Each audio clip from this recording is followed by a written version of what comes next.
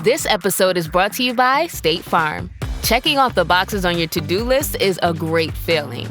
And when it comes to checking off coverage, a State Farm agent can help you choose an option that's right for you. Whether you prefer talking in person, on the phone, or using the award-winning app, it's nice knowing you have help finding coverage that best fits your needs. Like a good neighbor, State Farm is there. When kids don't play, they grow up without imagination. Then it's all small talk and awkward weather chats. Good thing Gushers, Fruit by the Foot, and Fruit Roll-Ups are made to be played with. You better be playing.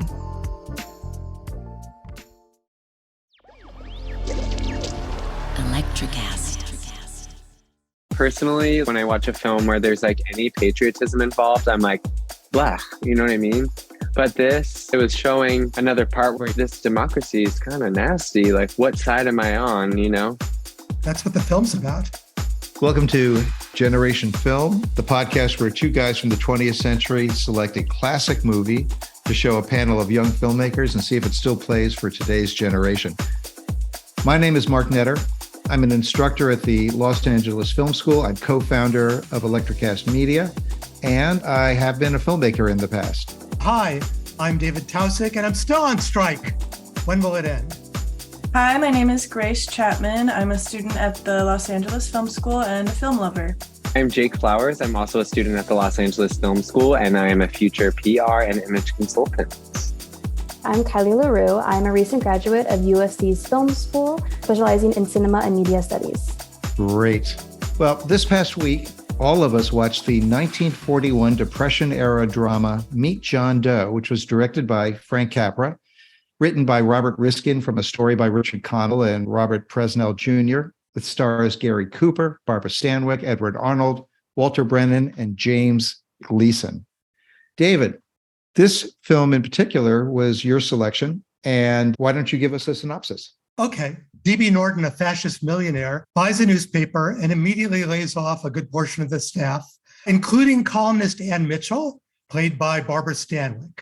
So infuriated, she puts a letter in the paper railing against unemployment and society's ills, and she signs it John Doe. The Depression is on, extremism is growing, and the letter goes viral. So editor Henry Connell decides to rehire Anne with a scheme to boost circulation by exploiting her fake news. To play John Doe, they hire John Willoughby, Gary Cooper, a homeless former minor league pitcher in need of money to repair his arm. Anne writes a series of articles in Doe's name, doubling down on the original letter's anger about society's disregard for those in need. Willoughby gets $50, new clothes, gets a fancy hotel suite to share with his hobo buddy, the Colonel, who wants nothing to do with society and its trappings. And then D.B. Norton gives Anne a raise to write rousing radio speeches for John Doe. Willoughby, won over by his attraction to Anne and the promise of getting surgery, starts to worry about where this scam is going. But Anne's speeches are drawing Americans together into a grassroots movement for the people against cynical and overprivileged politicians.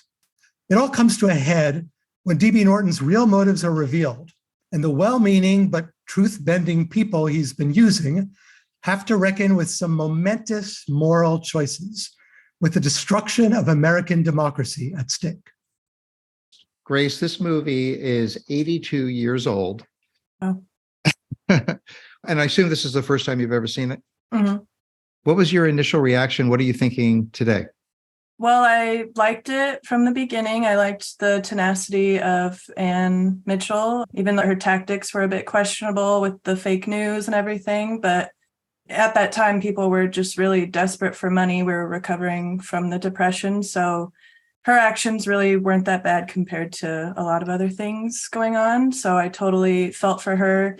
And I just really loved her can-do attitude and her tenacity.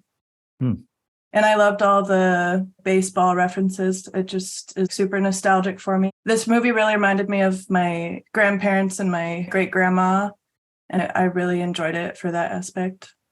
Jake, what was your reaction when you saw it? And again, I'm assuming this is the first time you've ever seen it? Mm-hmm. Yeah, well, Capra is the director of my favorite movie, so I knew it was going to be good. It Happened One Night is my favorite film. And I didn't even know about this movie, weirdly enough, but I really loved it. Loved the costuming. I think the sentiment's relatable. And I think that, like Grace said, her tenacity, I was just addicted to her crazy rambling monologues, like in her accent. I was like, oh, she's badass. I love her. And even though her tactics were kind of terrible, I still was rooting for her. Nice. Kylie, was this the first time you've seen the movie? Yes, it was. Yeah. Had you heard of it before? I had never heard of it. No. Mm-mm. So what was your reaction? And was there anything that surprised you in particular? I liked it. I teared up a couple times in some of the speeches because I'm just a sucker for that stuff. But I really enjoyed it. And I definitely could feel the tension from the end of the Depression and the cusp of World War II. You could just kind of feel Capra's, because he's Sicilian, like, so am I. I've heard the war stories. And I was like, okay, yes, I can definitely tell that he's grappling with at home, the Mussolini, fascism happening, but then also rooting for America as a new home. And I thought there was such graceful angst in the movie, but yet the Capricorn, as they call it, you could just tell that he was coming from a place where it's like, I really hope this doesn't happen, but I think it might. And let's just all band together and really, really enjoy each other. But the Christian elements to it was, I think, the most surprising to me. The iconography of Jesus, the Christ-like figure, and then all the alluding to Christmas and rebirth, that to me was like something I did not expect. Even though It's a Wonderful Life has that, I didn't expect it to be so religious and kind of elusive to the Bible in some ways. Mm-hmm. That's so interesting that you bring that up. The point that really hit me was towards the end when Barbara Stanwyck's giving a big speech and she says the original John Doe 2,000 years ago, meaning Jesus, of course. But it's interesting because it reminds me of a kind of attitude towards religion from when I was a kid, which was, it was okay to discuss it. You weren't proselytizing. It wasn't like you're necessarily forcing it. It was sort of like, aren't these all lessons that we all can live by? That all makes sense. Be kind to your fellow person, those kinds of things. So to me, that was kind of interesting about the religious aspect. And certainly this guy, John Willoughby, who takes on the role of John Doe, becomes a Christ-like figure. And I think Cooper's performance really comes into its own in the last couple scenes. And he really goes from being this happy-go-lucky guy to kind of having the weight of the world on his shoulders in an amazing way. And it's not the Jesus that's come down to us through American religion or even really through the Catholic Church. It's really the Jesus that says, whatever you do to the least among us, you do to me, and love your neighbor. That's the message that he's after. I read that he was a Catholic, but he did not go to church. And he said he was a Christmas Catholic. Yeah. David, you brought us this movie. I want to ask you two questions. First of all, why did you pick Meet John Doe? Well, we've already had two people mention they hadn't even heard of it. And if you look at a list, like let's say you just go online, you Google best Capra movies, this movie will show up on a few people's lists, but many lists don't even include it. But to me, I think it's the best Capra movie. It's my favorite, personally, anyway. And is that because of the political side of it, the emotional side of it? Is what in particular made it your favorite? I think it's the most cynical and yet the most idealistic. I mean, they're all idealistic, but this one goes the deepest into cynicism. And there's this battle between those two feelings all through the film. And I think this film is darker than any of the, It's a Wonderful Life is quite dark. Jimmy Stewart wants to commit suicide and is pulled back from the brink of that. That's certainly dark. But this is really about the destruction of American democracy. I think it's so relevant to various times we've gone through in this country, including right now. The whole idea of not being able to trust the press, of people that want to dismantle democracy. And also it's funnier than It's a Wonderful Life. So, his earlier films are funnier than his later films, and this film's pretty funny. All right. So let me go to favorite scenes in the movie. We already hear a lot of support for favorite character being Barbara Stanwyck. Anybody here a fan of the Walter Brennan character, the Colonel, the fellow hobo? He was funny. Yeah, he provides like the perfect amount of comedic relief, and I love his voice. Mm-hmm. He's also the only character that doesn't need to have a conversion. Mm-hmm. DB Norton, you're not sure. I mean, you can't imagine him really being converted, but he's feeling something at the end of that movie that isn't. He backs off. He backs off. Is the most I'll give it. So the Colonel is just the Colonel all the way through, never changes. And he's also the only character who's not corrupted in the movie at all. Ever. Yeah. He believes that money corrupts, that as soon as you get money, then you need insurance, then you need a mortgage, then you're in a rat race. And I'm listening to that going like, oh God, he's right. Yeah. He just revealed it as the scam that it is. Mm-hmm.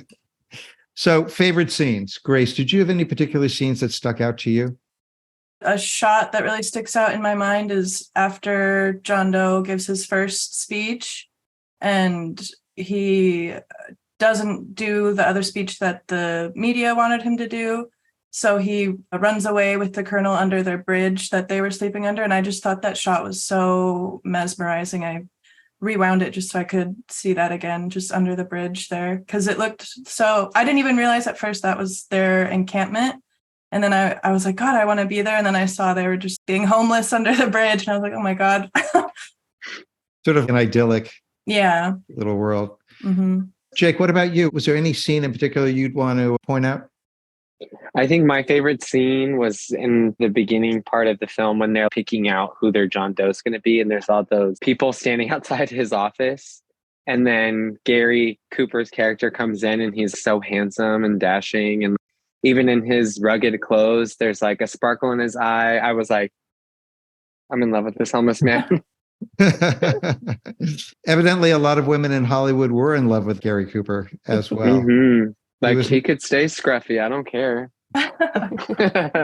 I did love the editor's drunken monologue. That one I think stands out for its own reasons, but I think the one that really enthralled me into the entire thing that I was just hook, line, and sinker I was in was when they did the Meet John Doe Club. He's running away from people who want to talk to him and discuss him. And then in order to convince him to keep going with the charade, they bring in these people to convince him. And even though the motivation behind it is kind of false, to keep a false narrative going, it's just the way that these people talk to each other. And I teared up. I think I shed 2 or 3 tears. Same. Because, it was just so sweet. And it's just like, I think that's just a message that carries so well today. You used the term Capricorn earlier. Capra was known for being somewhat corny, but the redeeming aspect of Capra compared to other filmmakers who would imitate his corniness and making things seem everything's okay by the end is Capra takes you all the way down. Like he always takes you to the darkest place. I mean, he really takes you to this place of literally a fascist insurrection ginned up by the rich guy, which I don't know if that sounds like anything that might have happened a couple of years ago to any of you, but I was surprised at how relevant the film was. Fake news, ginned up insurrection, millionaires or billionaires today funding quote unquote grassroots organizations like the Tea Party about 15 years ago. I mean, this is all stuff that's still going on and it's crazy. But the thing that blows me away is that the 3 of you were touched by some of the sentiments in here, including the speech by the newspaper editor. But what's fascinating is that the newspaper editor who's helped set this thing in motion, played by James Gleason, sits John Doe down in a bar before he gives a speech and drunkenly expresses his patriotism, talks about being in World War I, talks about those great men, Washington and Jefferson, and how he doesn't want to let them down. I get mad for a lot of other guys besides myself. I get mad for a guy named Washington and a guy named Jefferson and Lincoln. Lighthouses, John. Lighthouses in a foggy world. And he's basically had a crisis of conscience about what's going on here.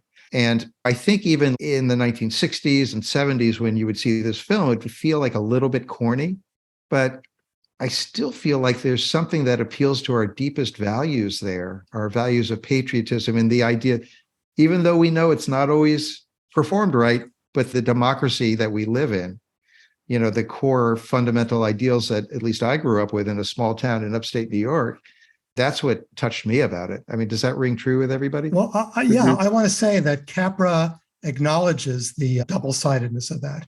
So, he uses patriotism at the end, the bells ring, and there's a lot of Jesus, as we mentioned. But on the other hand, so that climactic scene is probably the most important scene in the movie in terms of what's at stake. He comes to deliver the speech, and he's got to tell the people that even though he lied to them, he can explain why. And this is the moment where he can save the whole thing. And what interrupts him? He gets interrupted twice. First, he has to wait because they start playing God Bless America. So he's like, okay. And it was actually My Country, 'Tis of Thee. Okay. My Country, 'Tis of Thee in Wrigley Field. Then he's ready to talk again. And then, the priest comes up and says, a moment of silent prayer, please. And there's a whole minute where everyone has to be quiet. And then by then the stormtroopers have arrived and they cut the microphone and he never gets to explain himself to the people. So, he's commenting there about how the trappings of patriotism and sanctimony can get in the way. Yeah, I think personally, when I watch a film where there's like any patriotism involved, I'm like, blah, you know what I mean? But this was showing another part where I was like, this democracy is kind of nasty. Like, what side am I on, That's what the film's about. Mm-hmm.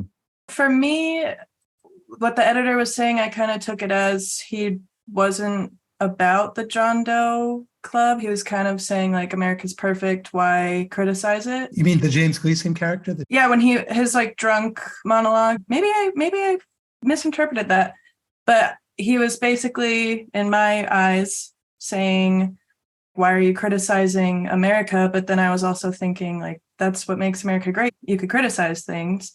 But maybe I need to watch that again. But I was definitely not feeling patriotic, especially when the troopers came and cut off his mic and then we're in the crowd trying to get people to boo at him. And it just like furthered this idea I've had that the police are really only there to serve and protect the rich, not the John Does of the world. Well, they're not real police. They're his private military force. Yeah. So, Kyla, you were the first one to really mention the James Gleason editor, drunken patriotic speech. So what was it about it that affected you? I think it was earlier he questioned D.B. Norton. He was the first one to be like, something's going on. What are you getting out of this? You're a rich guy. You own all these things. And I think I kind of was like, okay, he's someone I need to listen to. I need to pay attention to. Even though he fired Barbara at the beginning, he took her back. He could be convinced. I was like, okay, this guy's not making sense to me. I can't tell what side he's on.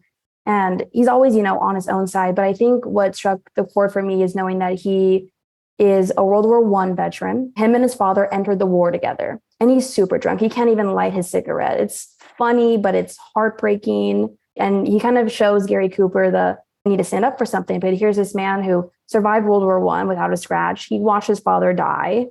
Him and his father were equals in war, but when he comes home, here is his family without a father. They showed up in the same uniform. And I think that presented Gary Cooper's character with the choice of, do I stand up or do I let this corrupt man win and capitalize on the everyday people? Because the everyday people, the John Does, are the ones who have to go to war in this instance.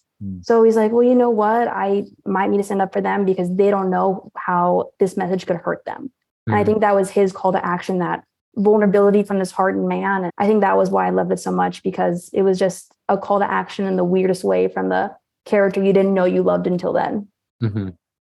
Yeah, I totally agree. By the way, do you remember what the editor does at the end of the scene after all the drinking? He says he's smoking too much. And he orders some milk. There's also He orders a glass of milk.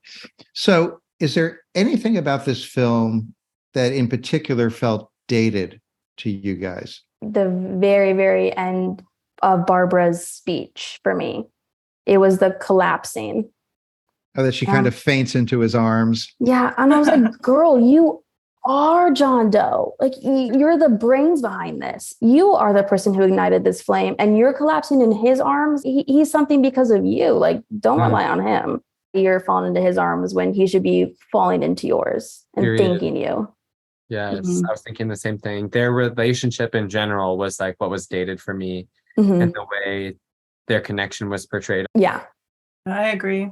Yeah. And, it's interesting too, just as a story point, she's having trouble writing the speeches for John Doe until her mother brings her diary from the dead father, which also brings up the fact that the family's kind of struggling without having the father as the breadwinner in the family. And it's part of why she has to be successful as a newspaper woman. And it turns out that all of John Doe's speeches are Anne's character funneling her father's words into John Doe, which creates kind of an interesting Oedipal. This episode is brought to you by Marshalls, where you never have to compromise between quality and price. The buyers at Marshalls hustle hard, working to bring you great deals on brand name and designer pieces. Because Marshalls believes everyone deserves access to the good stuff. Visit a Marshalls store near you or shop online at marshalls.com. Eczema isn't always obvious, but it's real.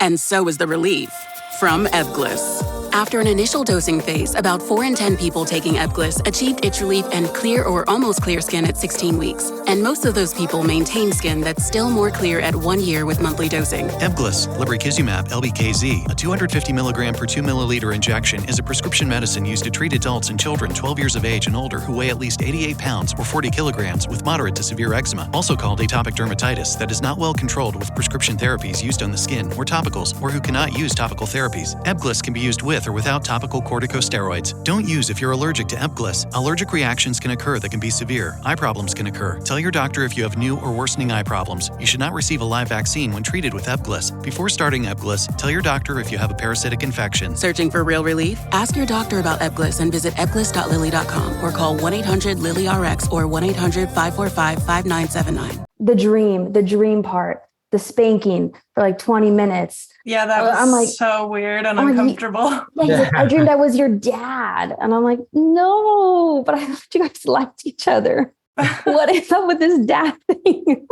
I was completely embarrassed watching Gary Cooper tell Barbara Stanwyck that dream story where he ends up trying to spank some sense into her and he's kind of being jolly about it until the guy comes up behind him and stops him. And she's kind of laughing along with it. Like, oh, you guys. If I said that in real life, I'd be like, I'm calling the police. Yeah.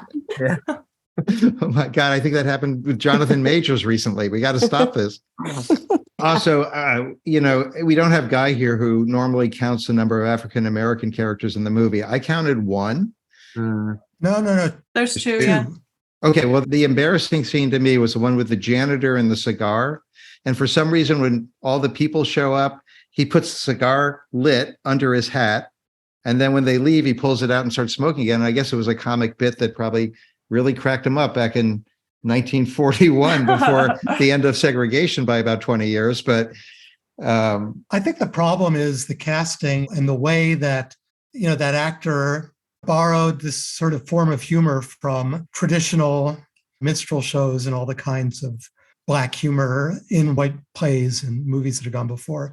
Because, he's rolling his eyes and he's hamming it up in this way. But I think that what he's doing is, he's just trying to enjoy a cigar.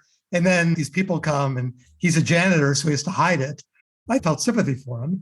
Mm-hmm. It's just that he made himself a bit too much of a clown. Yeah, that felt dated for sure. And then there was another Black character. Well, not a character, but you see some help in the mansion after John Doe is like sticking it to him, and then the workers are in the background like, whoa, yeah, you just said amazing stuff. And a lot of them are like minorities. So let me ask a question. With these old movies, because there's a few others like this, one of my favorites, High Sierra, which is a great Humphrey Bogart, Ida Lupino movie, has some incredibly embarrassing stuff with Stephen Fetchit playing a similar character. Do you think that for today's audiences, those things should be cut out of the movies? Or do you think you just need to contextualize, or what? I think they should be left in because we can all wrap our heads around the fact that times were different back then, and it's obviously not acceptable to portray characters in that way. And it would be a disservice to cut it out because it's just hiding our past, really. We should leave it in and learn from it.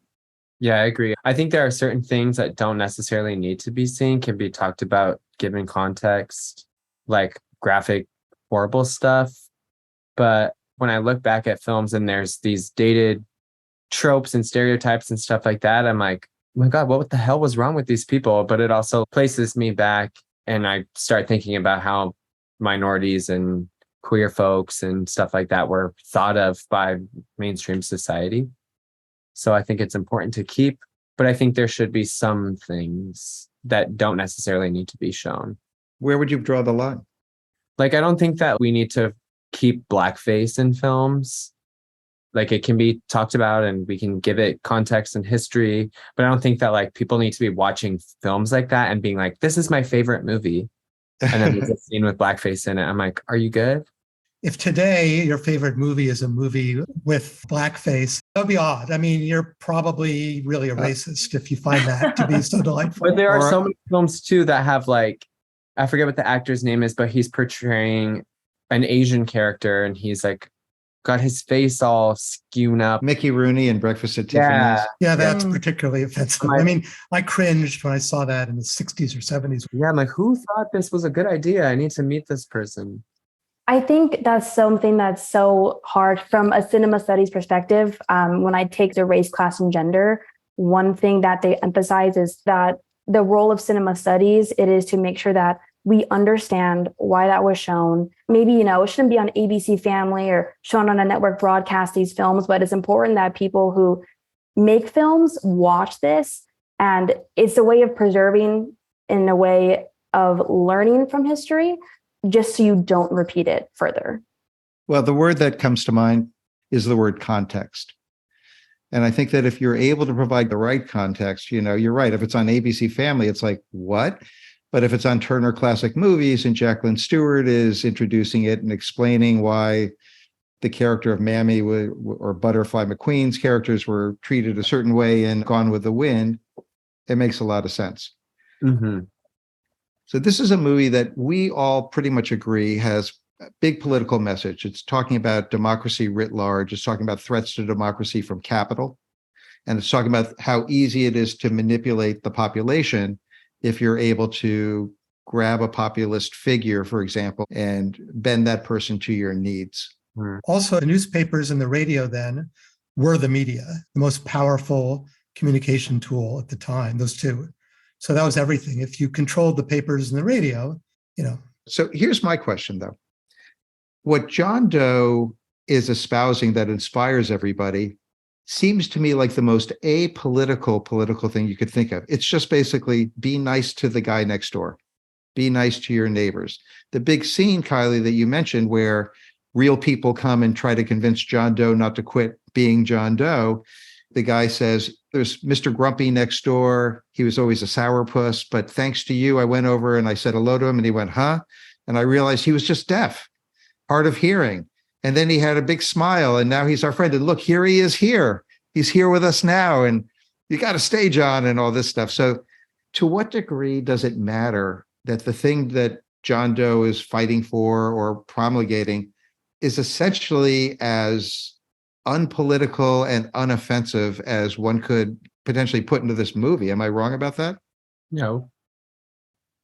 I thought it had hints of communism, honestly, like the collectivism and just the critique on capitalism in this time where we were going through the Red Scare. I thought it was pretty interesting. So Capra, was a Republican, which meant a different thing back then.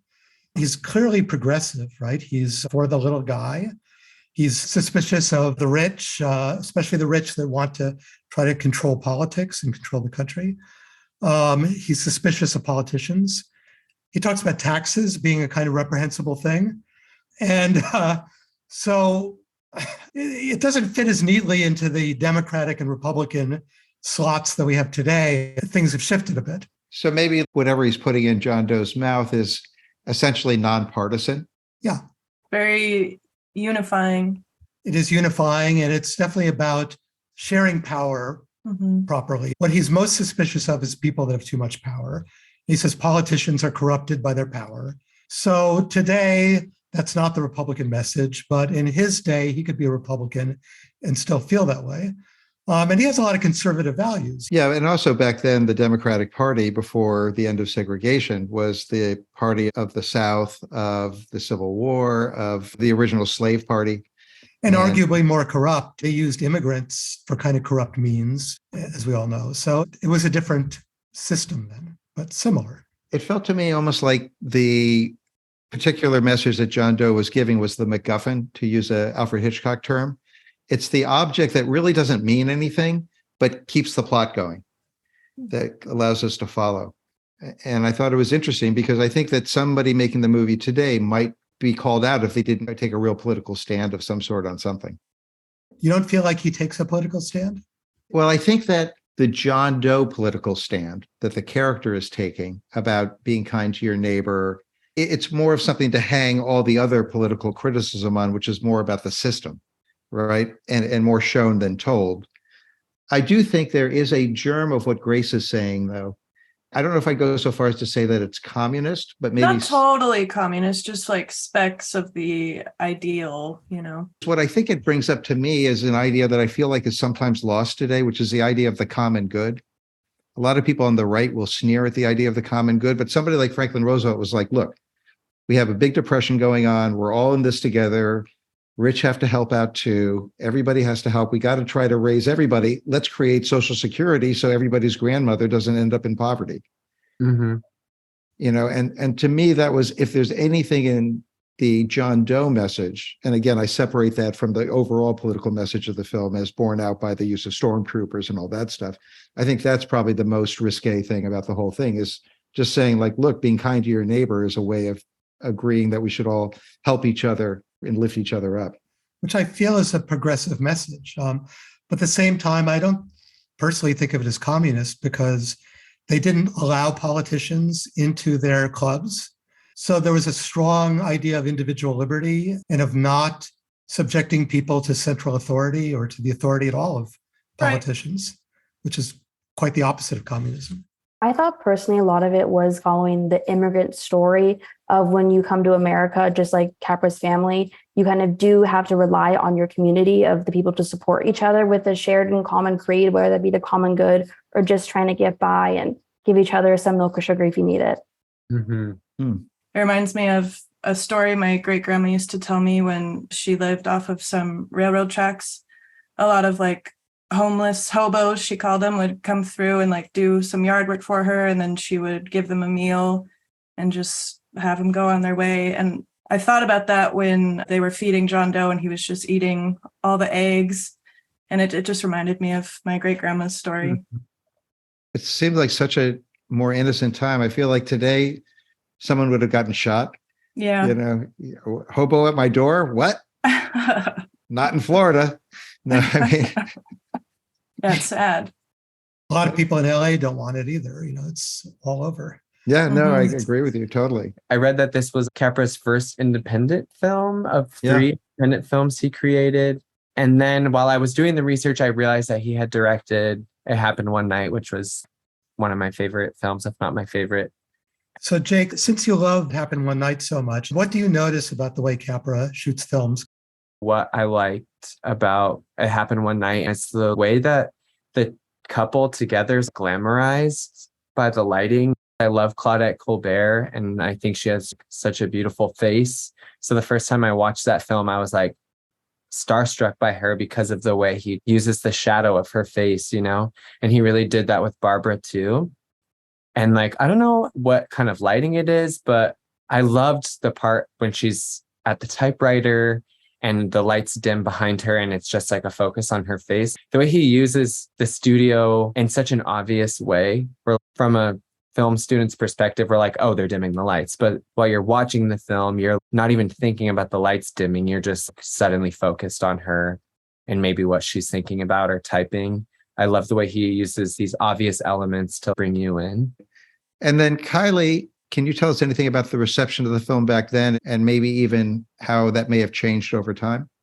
Yes. So I know at the time it didn't perform amazing at the box office compared to some of his other films. I think it was the second lowest grossing film of his collection, 1.8 million. But overall, people enjoyed it. Everyone always says throughout the 40s, 50s, 60s, even till now, technically, this is a masterpiece. But people started to have some issues, especially with the ending and how they kind of wanted it to be more of Barbara Stanwyck's story. and how, of course, Gary Cooper, he's beautiful, he's gorgeous, but a lot of people wanted more of Barbara, and they wanted to see her as more of the mastermind. And they kind of didn't like how she's the one who was framed to fall to the material objects, even though that kind of contradicts a lot of what her character is all about. And then contemporary audiences also didn't totally love the dialogue I read a lot about in a lot of the more recent reviews. They kind of felt that they could have honed it back, but that was his style. That's what made him famous. And then also audiences from all decades wish that Gary Cooper's character did kill himself. Whoa. Yeah. They were like, it would have been more impactful. But I then, was kind of thinking that. Yeah. I didn't want to say yeah. That was the original ending. Yeah. That was what they wrote. Yeah. Mm-hmm. And then they tested it, and the audiences of that time hated it. They didn't want Gary Cooper killed. He was too big a star, and it was too much of a downer for them. Exactly. Yeah. I found the exact quote where he's just like, you can't kill Gary Cooper. And so you just can't do it. They actually got nominated for an Academy Award of this film for Best Original Screenplay. And it was a year where Stanwyck and Cooper were actually both nominated for separate films that year. And Cooper actually won Best Actor as well. But Citizen Kane as well came out the same year. It's funny. Cooper didn't know how to play baseball, right? So they spent a lot of time working on that. And then a year later, he made Pride of the Yankees, where he had to bat left-handed. And he's a righty. It's so hard that they actually flipped the film. Wow. And then all the signs in the Yankee Stadium were mirrored so that when they flipped it, the signs would read the right way. Nice. I want to talk for a second about the technical side of it. To me, the blowaway scenes were the big, huge convention scenes. And I kept thinking, like, how much of this was captured at like a Democratic or Republican convention, and how much of this was being staged? And there's a lot of it that he staged. I mean, back then, I guess extras were cheaper than they are now, and they weren't digital. He filled Wrigley Field with extras. Oh, my goodness. Yeah.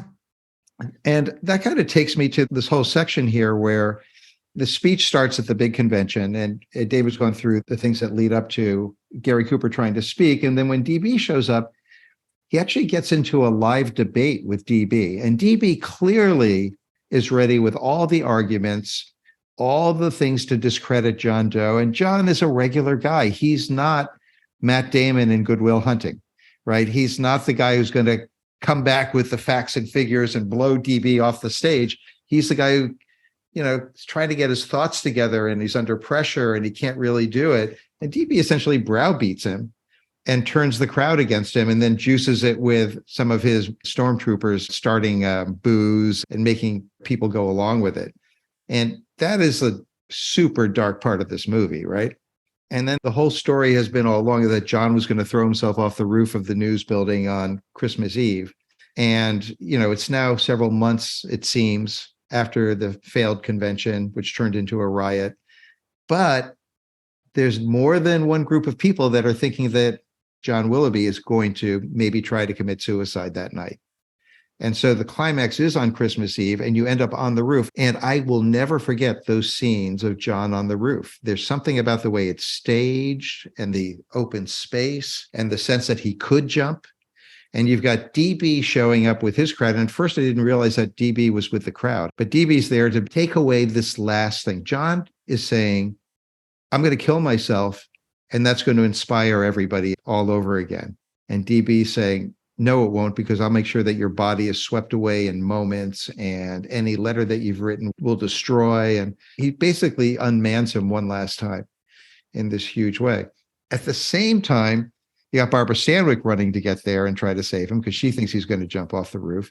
And you've got the people, right? A group of people that represent the general population, the ones who formed the John Doe clubs that believed in his message. And they show up and they become the saving grace of the movie. They become the thing, along with Barbara Stanwyck's speech, the thing that keeps John from jumping off the roof.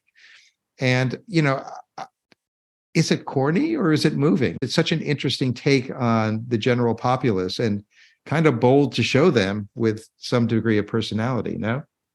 I thought it was very moving, and it just made the whole message more meaningful, because even though it was based on a lie, it was still the truth at its core. And it was amazing that the average Joe was able to see through that and realize that this man's life is still important, even if he was lying. I think what's interesting about what you said, Mark, about deciphering whether it's corny or it's touching. The question I'm asking myself is, why are we seeing people banding together and supporting each other and being like, oh, corny? For me, whenever I see that, I'm like, oh, that's beautiful. But then there's also this weird natural reaction where I'm like, yikes, why am I looking at this? You know what I mean? But it's so sweet and genuine. And I think we're expecting to see something with more of an edge than like the sweet touch. Such a great observation, Jake. I mean, that is the question, is why is it so difficult for people to love one another and to accept one another? But it's very difficult for people. David, you did some research into Frank Capra himself. Can you tell us a little bit about him that might illuminate some of what we've been talking about? Yeah, he was born in Sicily and he had 7, I think, siblings. And they all moved to the US when he was about 5 years old. They lived in an Italian ghetto, essentially, on the east side of LA. And he had a hard upbringing. They didn't have money. He actually went to Caltech and studied engineering. Very bright man, brilliant, actually, and talented, of course. And he was the only person in his family that wasn't making a living because they were working as bricklayers and construction, all that. And he was trying to be an engineer and, he didn't have the right background to get a job as an engineer. Something that happened to my grandfather, who was Jewish, went to engineering school. And when he went to get jobs, they said, we don't take Jews. And I think this what happened to Capra as well. We don't take Italians. Yeah. So he started working in the movies and just got in early when there were silent films. He worked for Harry Cohn, who started Columbia Pictures, which was a small indie outfit. And Harry Cohn is a legendary figure. Everybody was afraid of Harry Cohn. I mean, he just terrorized everyone who worked for him. And Capra apparently was one of the only people that ever stood up to him and would never let himself get bullied. And Cohn really respected that. Mel Brooks tells this great story about Harry Cohn was in a big barber chair, right? And surrounded by his minions. And Brooks says the barber would turn the barber chair around like a piece of mobile artillery to point it at whoever Harry Cohn was going to scream at. And, he's a weapon. Yes. Was that the one where the Harry Cohn, when he died, he had this huge funeral and tons of people showed up and Groucho Marx says, well, when you give the people what they want. Exactly. Oh, no. A tough guy. But Frank Capra helped make Columbia Pictures into a major studio. And when Capra left to make Meet John Doe, Harry Cohn sent him a telegram that simply said, you'll be back. But he never went back. So one last thing is that shortly before this film was made, Capra's very young son, I think he was 2.5 years old, died during a routine tonsillectomy. Yeah. And he was in a bit of a dark place himself. But I did want to talk about what Jake and others have alluded to, which is the techniques he used. Because I think as a technician and as a skillful director, people always talk about his stories and the emotion, all that, but they don't talk about how he achieved that. And I think he was really quite brilliant at that. So, one of his innovations was having people talk at the same time. Mm-hmm. He was the first director to have overlapping dialogue. Mm-hmm. And then I guess what I want to go into is some of the techniques in this movie. The Capra touch consists of a lot of things. First of all, there are Capra scenes that nobody else does. Like that scene where they're playing fake baseball. They stop the whole movie for them to play baseball, but without a ball. And everyone's watching. In a hotel room. In a hotel room, right. That's such a Capra scene. The harmonica and the ocarina, that's very Capra-esque. And then the Colonel calling Wilby out when he tries to use that bit to change the subject, and then suddenly the Colonel isn't buying it. Norton wiping his glasses, all these bits that he throws in, and it has a very strong feeling. So the way that Norton is introduced, it's a long time before you see him. You see jackhammering of the cornerstone. You see people being laid off in this horrible manner. You see all these tense phone calls. And then when you finally meet him, he's like the calmest, speaks slowly and with a lot of gravity. And he's the boss because everyone else is rushing around like a chicken without a head, trying to get somewhere and trying to succeed. And he's not. He's already succeeded. And that pacing, that musical pacing, where as the tension builds, the cutting gets faster, the action gets faster, people talk faster. Even by today's standards, it's cut very quickly. And then there's always these scenes, and this is what you don't get today in most films, is that quiet, where suddenly there's no sound, and they're just out in the country, or you're just looking at someone's face and two people are just looking at each other. There's no music, and there's no talking, and suddenly it's like you're there. And that draws you in, I think, in a really remarkable way. And he really uses music minimally, actually. So in comic scenes, he uses silly music to kind of lighten the mood. But when it comes to the most emotional scenes, there aren't really strings or anything. That people say he's sappy, but he avoids sappy music until the end when the bells ring. But all these really, really emotional scenes happen in silence. And I love that. I was taken by that because, one, it's very rare, I think, to have a moment of silence where the blanket is ripped off of you and you're like, oh God, what's happening? Or like, it's forcing me to think about what's happening in the scene now and grapple with the emotion lingering in the scene. I'm almost feeling what the characters are feeling because there's nothing prompting me to feel any other way except for about what I'm seeing. So I really enjoyed that. And then I think that the way that he introduced music in the film was really smart and very purposeful. Also, the use of soft focus. He goes from hard focus to soft focus. You hardly notice it. But instead of using schmaltzy music, the focus gets soft and you get closer to people's faces. And the actors seem like they're on the verge of some emotion that they don't want to show. Also, very often when it gets to the most emotional moment, the person who's talking, often you just see the back of their head, or you see the person they're talking to instead of seeing them. He uses those reaction shots a lot, and those get to the emotion often a lot more than the person who's speaking. And he draws on all that. He's very, very skilled and very manipulative. And this movie is one of his masterpieces in that way. Must be a lot of the silent movie training, especially for the little comic bits and the little character pieces. Yeah. I want to mention something else too. Did anyone notice there's two montage sequences in the film, which are kind of classic 1940s montages with a lot of things happening really fast, newspapers coming by, moving the story forward in about 30 seconds to a minute. Those were created by Slaka Vorkopich, the master of the montage. He did all these techniques that were completely new that we still use today. He would shoot things in interesting ways. There's one where you see John Doe just walking forward and the camera just keeps moving back with him while all this other stuff is dissolving around him, telling you what's going on. Vorkopich ended up becoming head of the cinema department at USC in his later years. And there are people that are Vorkopich fans that just collect his montages. I'm sure you can find them on YouTube.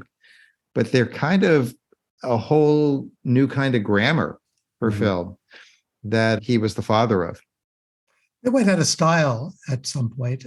They are still used today, but not to tell the story in a quick. Although, in romantic comedies, they do that. They're laughing on the beach and all that stuff. That's still around. Yeah, there's something very special about the way he deals with time and all that. Una silla de masajes puede parecer extravagante. 8 configuraciones diferentes, intensidad ajustable, además es calefaccionado. Y se siente tan bien. Sí, una silla de masajes puede parecer extravagante. Y 2, bueno, aún más. Pero cuando esas sillas de masajes vienen con un auto, se vuelven bastante prácticas. El nuevo Volkswagen Tiguan 2025 con funciones premium como los asientos delanteros con masaje disponibles. Solo parece extravagante. On top of building this fake volcano for months, I give my daughter Smarty Pants vitamins to support her brain health. So her science fair project sounds more like and less like. And while I may say it's not a competition, of course it's a f***ing competition. Choose Smarty Pants vitamins to support your kids' brain health and save the science fair. Shop on Amazon, smartypantsvitamins.com, or at Target today. All right, guys, I think we've come to the point in our show where it's time to lay it on the line. The two questions are, who would you recommend this film to, if anybody? And also, on a scale of 1 to 4 stars, how will you rate it? The way this system works is 4 stars is not just a great movie, but one that's touched you personally. That would be in your top, let's call it 30, maybe 50. And 3.5 stars is an A movie. Great movies there. A minus is 3 stars. No shame. Then you get down to the Bs with 2.5 and 2 stars, whether it's a B plus or a B minus. And we don't show you movies that are lower than that, I don't believe. So for this one, I'm going to go again to Grace and ask you to tell us what your rating is for the film and how likely you would be to recommend it to who.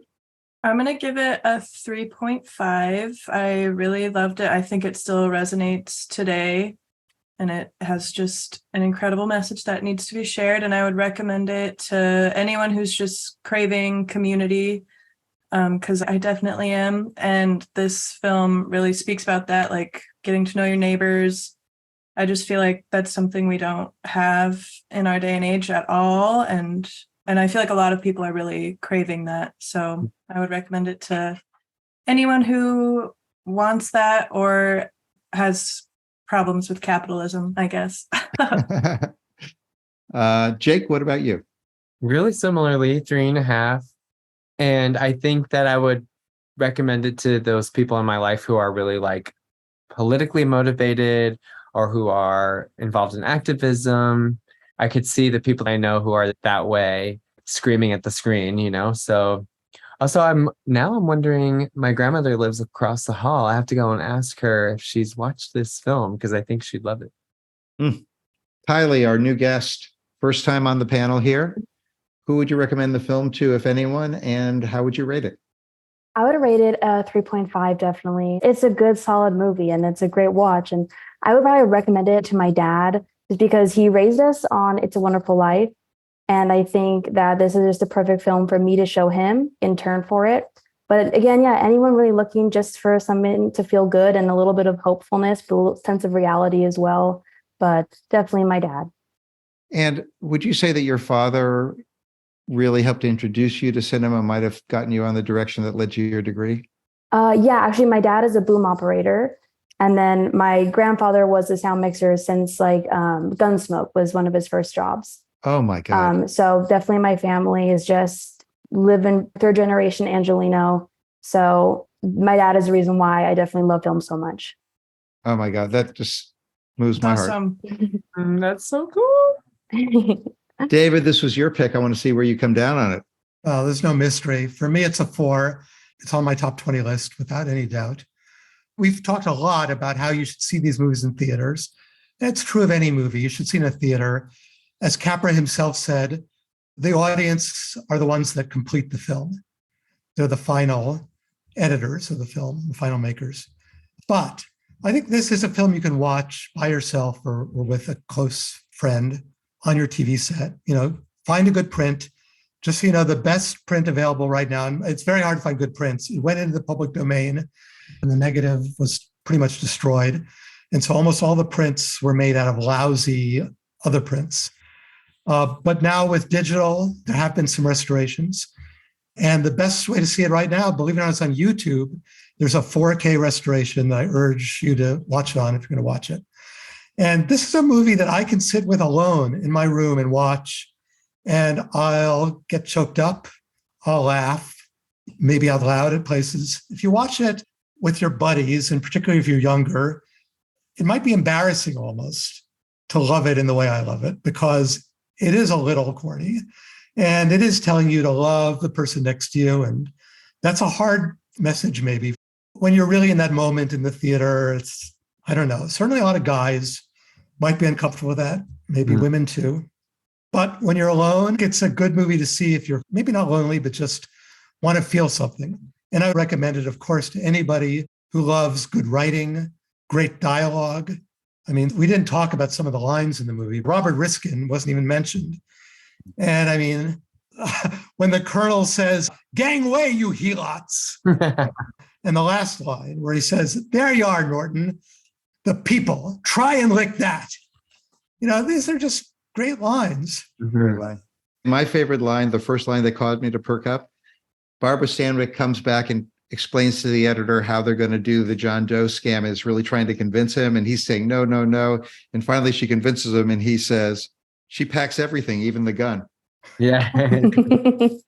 I love a lot of snappy dialogue in this. Robert Riskin's he wrote almost all of Capra's films. Yeah. And by the way, has anyone here seen Double Indemnity, my favorite Barbara Stanwyck performance? Yes. She's dynamite. She's dynamite. She's dynamite. Phyllis, right? I think the parts where he has the dialogue overlapping, I wonder if that was purposefully like maddening, because there's moments where I was almost missing what they were saying because I'm like overstimulated. You know what I mean? All that cacophony of voices and the really fast stuff. And then it contrasts so much with when Regis Toomey has that endless monologue about how they formed the John Doe societies and how much it meant to the community. You know, I mean, it's so the opposite. And there's this moment where the old woman comes up to John Willoughby, who feels like a rat because he knows he's a liar. And she takes his hand and she kisses his hand. She says, "God bless you, John Doe." And, you know, there's no music. And it's really on him, not her. His face looking guilty. Just another good moment. Again, what separates Capra's form of sentimentalism from the cheap followers who would throw on music and try to push buttons too easily. All right. As always, I'll take pole position over here. And as far as recommending it, I think I would recommend it to people that are interested in film history, people that are interested in politics. I don't know if it's for everybody, because I think there's some people that would be put off by the black and white.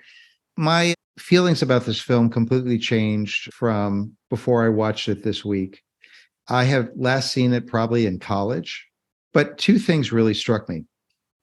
There's a point in the film where they get to the convention and I was blown away. I just thought, first of all, handling these huge crowds and going so dark on the fascism, the idea of wealth-backed fascism at a time when in Europe, fascism was triumphant.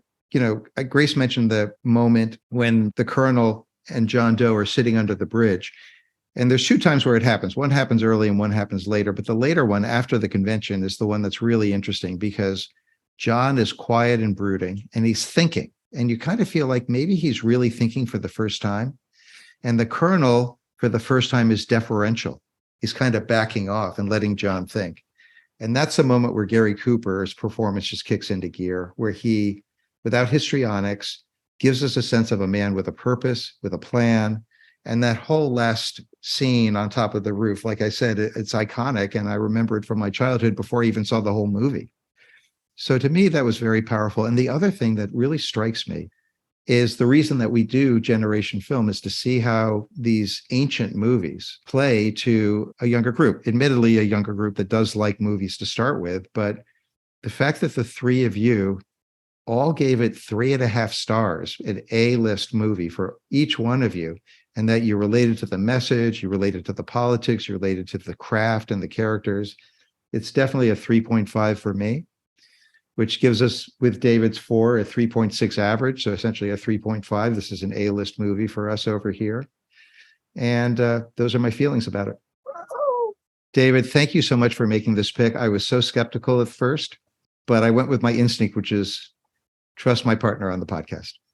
Well, it's too good to be a guilty pleasure. It's not the Capra film that everyone talks about, but it should be. I mean, I think I get more choked up at the end of It's a Wonderful Life, but the power of the political message in this one and how bold it was for its time is kind of blow away for me. And I think the political message is so powerful, the way that the system is being manipulated by the wealthy guys behind the scenes. I know we're almost done, but there's one thing that's pretty famous that should be mentioned. Robert Riskin and Capra couldn't come up with an ending, and they were shooting the film, and Riskin kept saying to Capra, "We don't have an ending. We've painted ourselves in a corner. We've got a real problem here." And Capra said, "Don't worry, it'll be all right." And then when they got to the ending, John Doe throws himself off the roof of City Hall and dies. And as I mentioned, audiences hated it. So he came up with 2 other endings. And he shot those 2 and tested them all, and nobody liked any of the endings.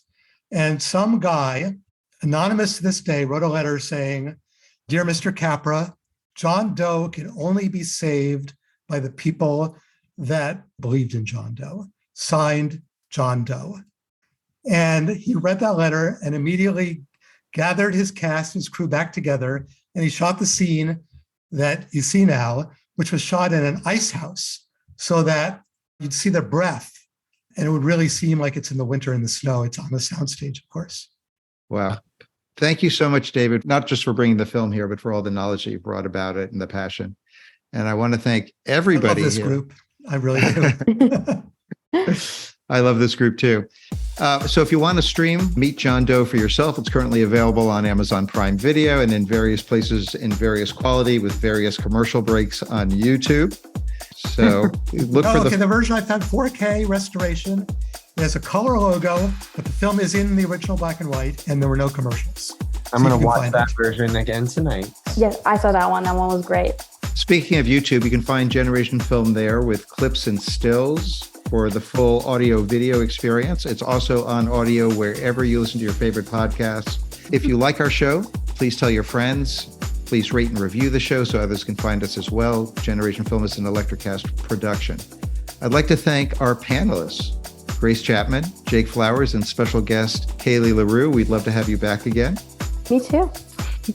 As well as my co-host, David Tauzik, who not only co-hosts, but puts in all the hard work as producer, working with our editor, Marcus Campito, to edit both the video and the audio versions of Generation Film. Our executive producers are myself, Mark Netter, and my partner at Electrocast, Peter Rafelson. Please join us on our next episode, where we will see how another classic film, Stanley Kubrick's Vietnam War head trip, Full Metal Jacket, plays for a new generation of movie lovers here on Generation Film.